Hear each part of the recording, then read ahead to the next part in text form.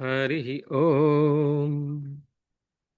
अब हम 15वां अध्याय पढ़ेंगे जिसमें श्राद्ध विधि के बारे में और वह ऋषि बताएंगे। वो कहते हैं कि हे राजन, श्राद्ध काल में जैसे गुणशील भोज ब्राह्मणों को भोजन कराना चाहिए वह बतलाता हूं। किस प्रकार के ब्राह्मणों को भोजन करना कराना चाहिए वह बता रहे हैं।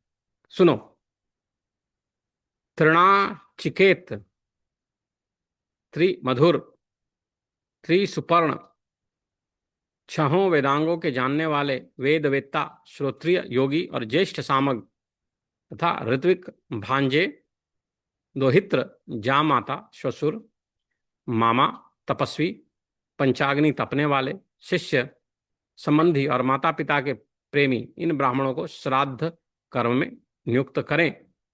इनमें से तृणाचिकेत आदि पहले कहे हुए को पूर्व काल में नियुक्त करें और ऋत्विक आदि पीछे बताए हुए को पितरों की तृप्ति के लिए उत्तर कर्म में भोजन करावें। मित्रघाती, स्वभाव से ही विकृत नखों वाला, नपुंसक, काले दांतों वाला, कन्यागामी, अग्नि और वेद का त्याग करने वाला, सोमरस बेचने वाला, लोक निंदित, चोर, चुगलखोर, ग्राम पुरोहित, वेतन लेकर पढ़ाने वाला तथा पढ़ने वाला, पुनर्विवाहिता का पति, माता पिता का त्याग करने वाला, शूद्र की संतान पालन करने वाला, शूद्रा का पति तथा देवोपजीवी ब्राह्मण श्राद्ध में निमंत्रण देने के योग्य नहीं है। श्राद्ध के पहले दिन बुद्धिमान पुरुष, श्रोत्रिय आदि विविध ब्राह्मणों को निमंत्रित करें और उनसे यह कह दें कि आपको पितृ श्राद्ध में और आपको विश्वदेव श्राद्ध में नियुक्त होना है। उन निमंत्रित ब्राह्मणों के सहित श्राद्ध करने वाले पुरुष उस दिन क्रोध आदि तथा स्त्रीगमन और परिश्रम आदि ना करें, क्योंकि श्राद्ध करने में यह महान दोष माना गया है। श्राद्ध में निमंत्रित होकर या भोजन करके अथवा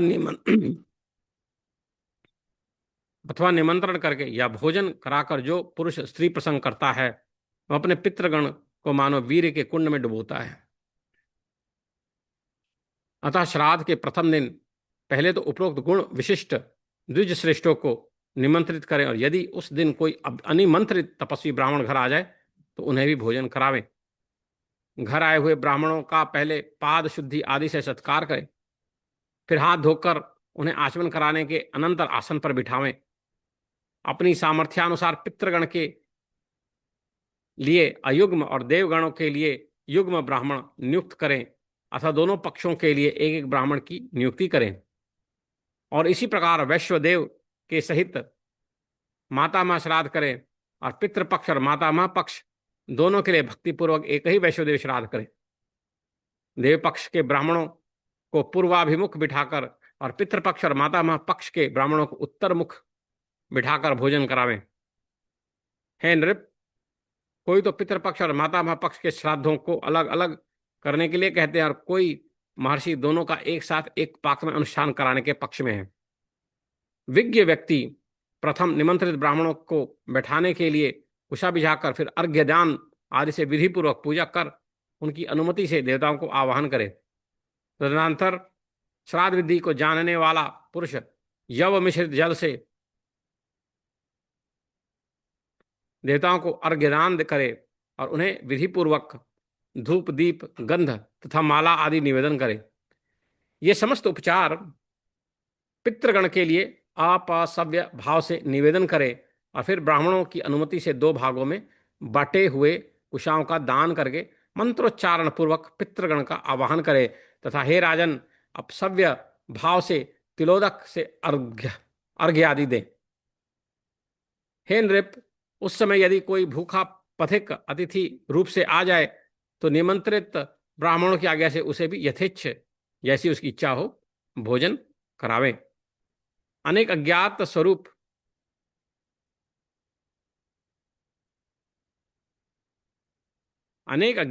योगीगण मनुष्यों के कल्याण की कामना से नाना रूप धरकर पृथ्वी तल पर विचरते रहते हैं। अतः विज्ञ पुरुष श्राद्ध काल में आए हुए अतिथि का अवश्य सत्कार करे। हे नरेंद्र,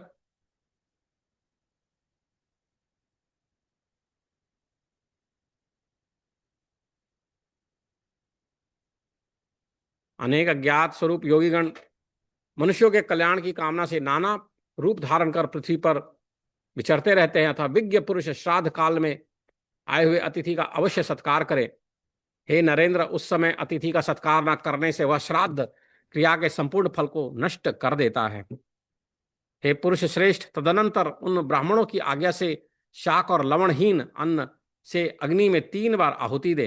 हे राजन, उनमें से अग्नय कव्य वाहनाय स्वाहा इस मंत्र से पहली आहुति, सोमाय पितृमते स्वाहा इससे दूसरी, और वैवस्वताय स्वाहा इस मंत्र से तीसरी आहुति दे। तदनंतर आहुतियों से बचे हुए अन्न को थोड़ा थोड़ा सब ब्राह्मणों के पात्रों में परोस दे।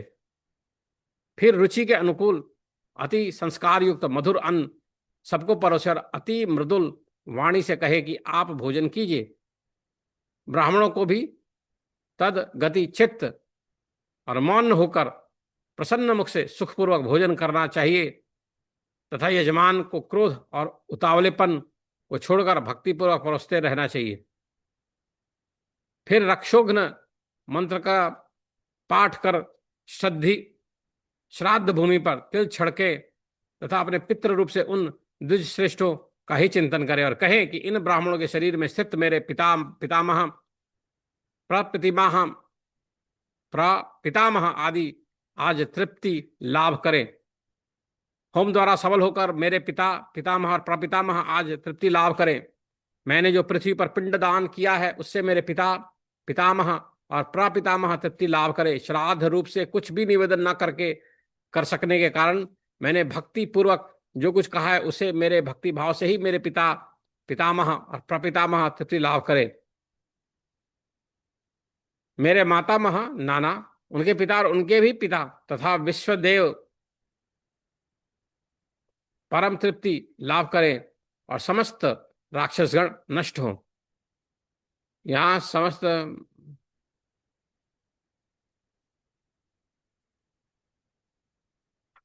समस्त हव्य कव्य के भोक्ता यज्ञेश्वर भगवान हरि विराजमान हैं, अतः उनकी सन्निधि के कारण समस्त राक्षस और असुरगण यहां से तुरंत भाग जाएं। तदनंतर ब्राह्मणों के तृप्त हो जाने पर थोड़ा सा अन्न पृथ्वी पर डालें और आचमन के लिए उन्हें एक एक बार और जल दें। फिर भली प्रकार तृप्त हुए उन ब्राह्मणों की आज्ञा होने पर समाहित चित्त से पृथ्वी पर अन्न और तिल के पिंड दान करें और पितृ तीर्थ से तिल युक्त जलांजलि दें और मातामह आदि को भी उस पितृ तीर्थ से ही पिंड दान करें।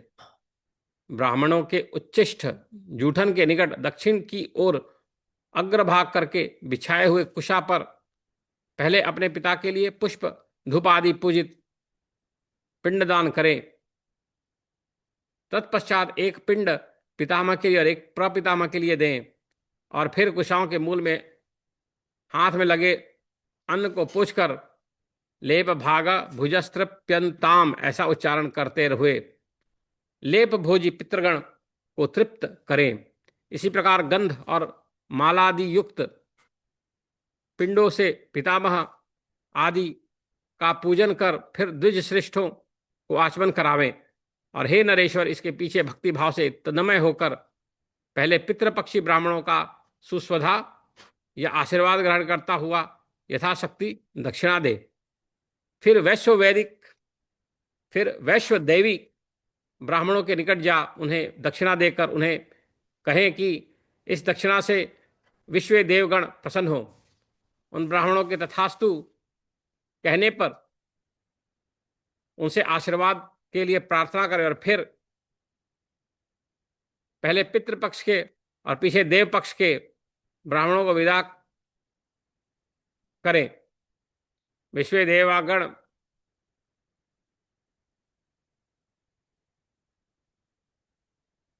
देवगण के सहित मातामह आदि के श्राद्ध में ब्राह्मण भोजन दान और विसर्जन आदि की यही विधि बतलाई गई है। पितृ और मातामह दोनों ही पक्षों के श्राद्धों में पाद शौच आदि सभी कर्म पहले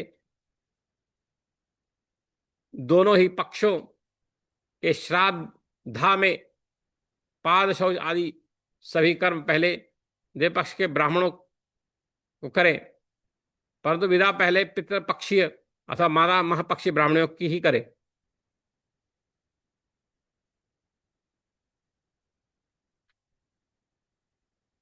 तदनंतर प्रीति वचन और सम्मान पूर्वक ब्राह्मणों को विदा करें और उनके जाने के समय द्वार तक उनके पीछे पीछे जाएं, तथा जब वे आज्ञा दे तो लौट आए। फिर विज्ञ पुरुष वैश्वदेव नामक नित्य कर्म करें और अपने पूज्य पुरुष बंधुजन तथा भृत्यगण सहित स्वयं भोजन करे। बुद्धिमान पुरुष इन सब इन प्रकार प्रैत्य और माता महाश्राद्ध का अनुष्ठान करे। श्राद्ध से तृप्त होकर पितृगण समस्त कामनाओं को पूर्ण कर देते हैं।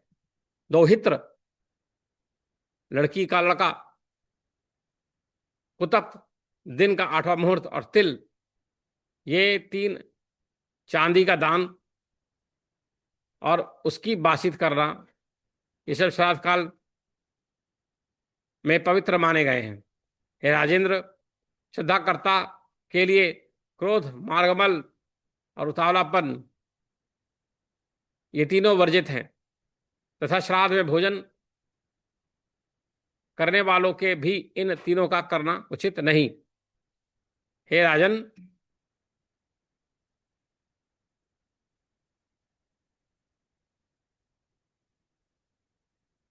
हे राजन, श्राद्ध करने वाले पुरुष से विश्व देवगण, पितृगण, मातामह और कुटुंबी जन सभी संतुष्ट रहते हैं। हे भूपाल, पितृगण का आधार चंद्रमा है और चंद्रमा का आधार योग है, और इसलिए श्राद्ध में योगी जन को नियुक्त करना अति उत्तम है। हे राजन, यदि श्राद्ध भोजी 1 सहस्त्र ब्राह्मणों के सम्मुख एक योगी भी हो तो वह यजमान के सहित उन सबका आदर कर देता है। इति श्री विष्णु पुराणे तृतीय अंशे 5वाध्याय। तब इसको हम पुनः पढ़ेंगे संस्कृत में। और वह उवाच ब्राह्मणान् भोजये श्राद्धे यद्गुणांस्तानि बोध मे। तृणाचिकेतस्त्रिबाधोस्त्रेषु पर्णाशा षड्विता संगविता। तृणाचिकेतस्त्रिबाधोस्त्रेषु पर्णाषाढ अंगविता। वेद विश्रोत्रियो योगी तथा वैज्येष्ठ सामगाः। ऋत्विक स्वे श्रे यदोहित्र जामात्र श्वसुरास्तथा। मातुलोथ तपोनिष्ठः पंचाग्न्याभिरतस्तथा। शिष्याः संबंधि नश्चैव माता पितरतश्च याः। एतान् योजयेत् श्राद्धे पूर्वोक्तान् प्रथमे नृप। ब्राह्मणान् पितृतुष्ट्यर्थम् अनुकल्पेष्वनन्तरान्। मित्रधृक्कुन्नुखी क्लीब सायावद नस्तस्तथा द्विजाः। कन्या दूषयिता वहनी वेदोझसो मविक्रियो। अभिशस्तस्तथास्तेनः पिशूनो ग्रामयाजकः। भृतकाध्यापकस्तद्वद्र भृत्काध्यापितश्च यः।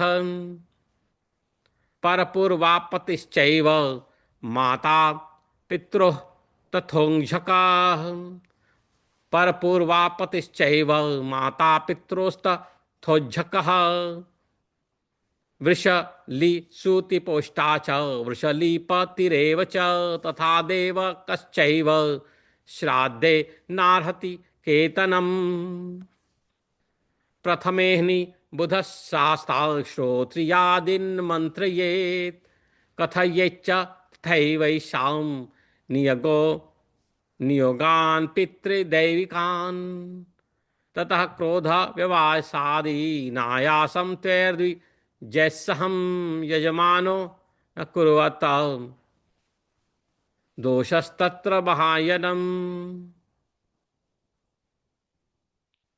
श्राद्धे नियुक्त भुक्त्वा वा भोजयित्वा निजुज्यत।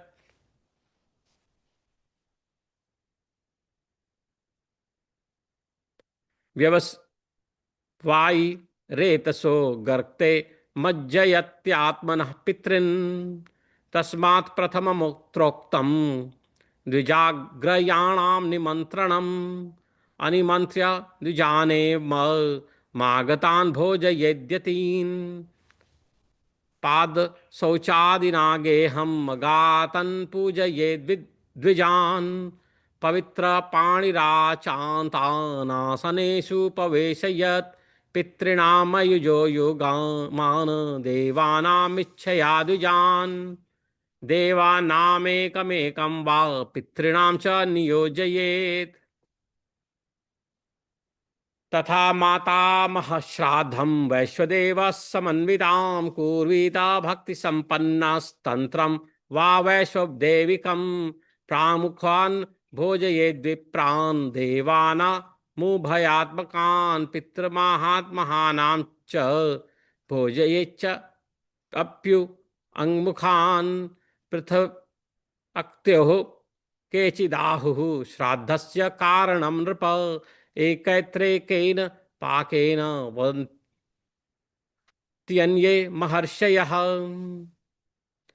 विष्टारार्थं कुशं दत्त्वा सम्पूज्यार्घ्यं विधानतः कुर्यादावाहनं प्राज्ञो देवानां तदनुज्ञया यवाम्बुना च देवानां दद्यादर्घ्यं विधानवेत् स्रग्गन्धधूप दीपांश्च तेभ्यो दद्याद्यथाविधि पितॄणामपसवन्व्यं तत्सर्वमेव वोपकल्पयेत् अनुज्ञां च ततः प्राप्य दत्त्वा दर्भान् द्विधा कृतान् मंत्रपूर्वं पितॄणां तु कुर्याच्चावाहनं बुधः तिलाम्बुना चाप सव्यं दद्या दध्यादिकं नृप काले त्रय काले तत्र निधिं प्राप्तं मन्नकामं नृपाध्वगं ब्राह्मणैरभ्यनुज्ञातः कामं तमपि भोजयेत् योगिनो विविधैरूपैर्नराणामुपकारिणः भ्रमन्ति पृथिवीमेतां विज्ञात स्वरूपिणः तस्मादभ्यर्चयेत् प्राप्तं श्राद्धकाले तिथिं बुधः श्राद्धक्रियाफलं हन्ति नरेन्द्रा पूजितोतिथि जुहुयाद्वयञ्ज नक्षार वर्जबन्नं ततो नले अनुज्ञातो द्विजै स्थेस्तु त्रिकृत्वः पुरुषर्षभ अग्नये कव्यवाहाय स्वाहेत्यादौ नृपाहुतिः सोमाय वै पितृमते दातव्या तदनन्तरम् वैवस्तनाय वैवस्वताय चैवान्या तृतीया दीयते ततः हुता वसिष्ठमल्पान्नं विप्रपात्रेषु निर्वपेत् ततोन्नं मृष्टमत्यर्थं ततोन्नं मृष्टमत्यर्थम् अभीष्टमति संस्कृतं दत्त्वा जुषध्वमीच्छातो वाच्यमेतद् निष्ठुरम् भोक्तव्यं तैश्च तच्चेर्तैर्मौनि भीसुमुखैः सुखम् अक्रुद्धयता चात्वरता देयं तेनापि भक्तितः रक्षोघ्नमन्त्रपठनं भूमरास्तरणं तिलैः कृत्वा ध्येया सवपात्पितरस्य एव द्विजसत्तमाः पिता पितामहश्चैव तथैव पिता पितामहश्चैव तथैव प्रपितामहः मम तृप्तिं प्रयान्त्वद्य विप्रदेहेषु संस्थिताः पिता पितामहश्चैव तथैव प्रपितामहः मम तृप्तिं प्रयान्त्वद्य होमाप्यायितमूर्तयः पिता पितामहश्चैव तथैव प्रपितामहः तृप्तिं प्रयान्तु पिण्डेन मया दत्तेन भूतले पिता पितामहश्चैव तथैव प्रपितामहः तृप्तिं प्रयान्तु मे भक्त्या मयेतत्समुदाहृतम् मातामहस्तृप्तिमपैतु तस्य तथा पिता तस्य पिता ततोऽन्यः विश्वे च देवाः परमां प्रयान्तु तृप्तिं प्रणश्यन्तु च यातु धानाः यज्ञेश्वरी हव्य समस्त कव्य भोक्ता वे आत्मा हरिरीश्वरोत्र तत्सन्निधानाद पयांतु सद्यो रक्षांसयशेषणस्युराश्च सर्वै तृप्तेष्वेतेषु विक्रे दयनम विप्रेषु भूतले दद्यादाच बनार्थाय तेभ्यो वारी सत्कृत सत्कृत सुतृप्तैस्तैरनुज्ञातः सर्वेणानेन भूतले सतिलेन तथा पिण्डान् सम्यक् दद्यात् समाहितः पीतृतीर्थेन सलिलं तथैव सलिलाञ्जलिं मातामहेभ्यस्तेनैव पुण्डास्थानिं पिण्डास्तीर्थेन निर्वपेत् दक्षिणाग्रेषु दर्भेषु पुष्पधूपादिपूजितं स्वपित्रे प्रथमं पिण्डं दद्यादुच्चेष्टसन्निधौ पितामहाय चैवान्यं तत्पित्रये च तथा परं दर्भमूले लेपभुजः प्रीणये लेपघर्षणैः पुण्डैर्माताङ्कारद्दव दगन्धामाल्यादिसंयुक्तैः पूजयित्वा द्विजाग्रयाणां दद्याचां च मनं ततः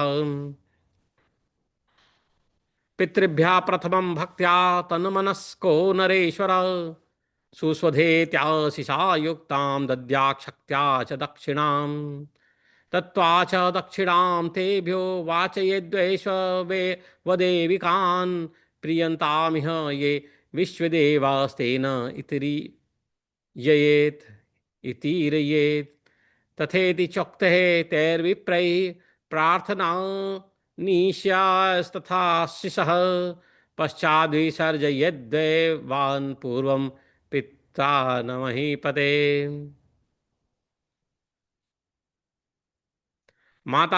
मातामहानामेवं सवः दैवैः क्रमः स्मृतः भोजने च सुशक्त्या च दाने तद्वद्विसर्जने आपादशौचानत्पूर्वं कुर्यादिदेव द्विजन्मसु विसर्जनं तु प्रथमं प्रेतमाता महेषु वै विसर्जयेत् प्रीतिवचः सम्मानाभ्यर्थितांस्ततः निवर्ते ताभ्यनुज्ञात आद्वारं ताननुव्रजेत् ततस्तु वैश्वदेवाख्यां कुर्यानित्याक्रियाम्बुधः भुञ्जाश्चैव समं पूज्य भृत्य बन्धुभिरात्मनः एव श्राद्धं बुधं कुर्यात् पितृं मातामहं तदा श्राद्धैराप्ययिता दद्यु सर्वान् कामान् पितामहान् त्रीणि श्राद्धे पवित्राणि दौहित्राकुत्तपस्तिलाः रजतस्य तथा दानं कथा संकीर्तनादिकं वर्ज्यानि कुर्वतां श्रद्धां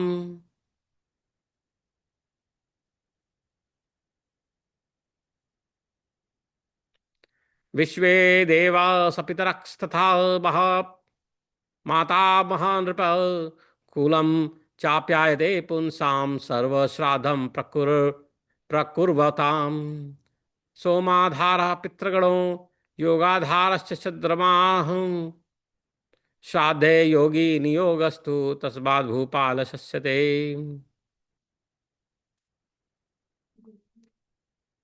सहस्रयापि विप्राणां योगी चेत् पुरतः स्थितः सर्वान् भोक्तृ स्तारयति यजमानं तथा नृप इति श्री विष्णुपुराणे तृतीयो वंशे पंचदशो अध्यायः। इस प्रकार हमने 15वां अध्याय श्री विष्णु पुराण का पढ़ा। हरिओम। ओम नमः शिवाय।